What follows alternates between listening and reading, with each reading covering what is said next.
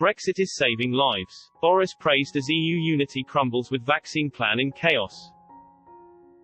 Brexit and Boris Johnson have saved lives, a Tory MP has claimed, as the UK pushes forward with its coronavirus vaccine strategy. Speaking to Express.co.uk, Tory MP for Dudley North, Marco Longhi, has claimed the UK's independence from the EU has allowed the Prime Minister to implement his vaccine strategy much more smoothly than on the continent. While the UK approved the Pfizer-BioNTech on December 2, the EU only began its own programme on December 27.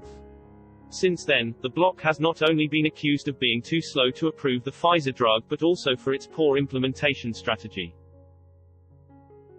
According to the latest figures, Germany had managed to vaccinate 477,000 people as of Thursday, while France had only carried out 45,500 jabs as of Friday. Due to this chaos on the continent, Mr. Longhi claimed the UK leaving the EU and its procurement strategy has saved millions. He told Express.co.uk, the government was criticised in the summer when it did not take part in the EU scheme for procurement of vaccines. But I'm sure there are many nations wishing they had done the same as the UK. I know from people in Italy, that is very much the case. Boris and Brexit are saving lives. There's no other way you can look at it. In the summer, the UK decided not to take part in the EU vaccination scheme, although it could have been involved until the end of the transition period on December 31.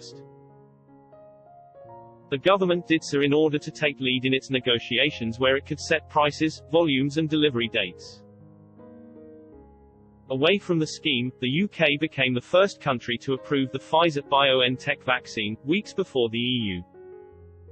Indeed, the UK has now carried out 1.3 vaccinations as of January 3, while it has also approved the Oxford University, AstraZeneca and Moderna drugs.